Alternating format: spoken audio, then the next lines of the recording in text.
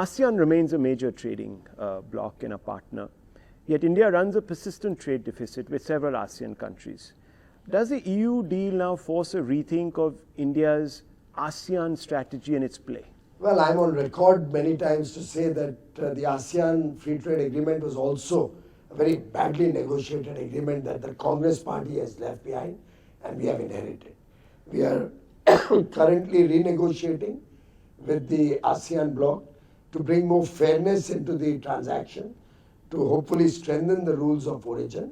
And I do hope the ASEAN countries will support us in that, because otherwise India has lost out due to the ASEAN agreement that the Congress party had entered into. Now, you have Canada next. And I don't say that, by the way. Everybody in industry comes and complains. So this is a view from the industry view. It's the view from MSMEs. They are the ones who are complaining all the time. And they were okay about Europe. They were okay about this There's big jubilation. You can see it. We have done 8 free trade agreements, Rahul.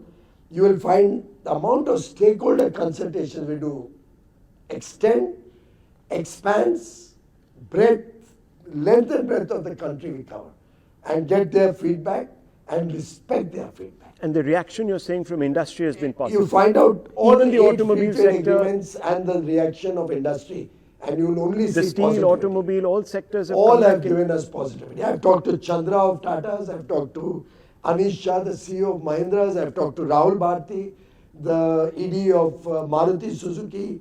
As far as auto goes, steel, of course, I've talked to JSW Steel, I've talked to Tata Steel.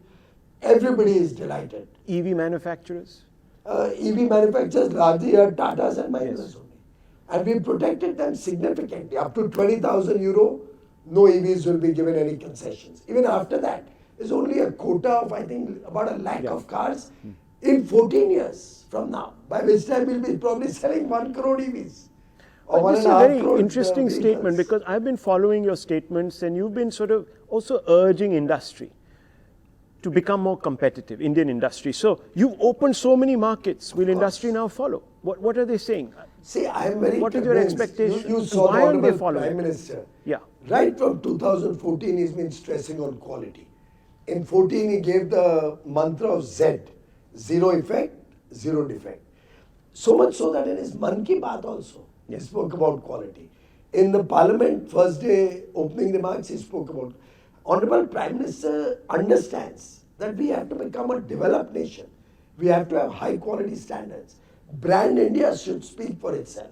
And I'm in continuous dialogue with Indian industry under Honorable Prime Minister's guidance and with his support to encourage them to adopt global standards, encourage them to make sure that any product made in India, both for the Indian consumer, who have a right to good quality, as much as for the global market.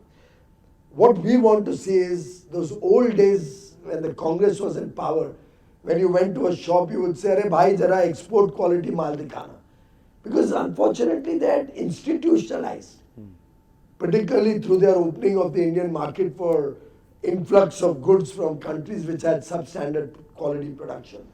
You used to look for an export quality if you wanted good quality.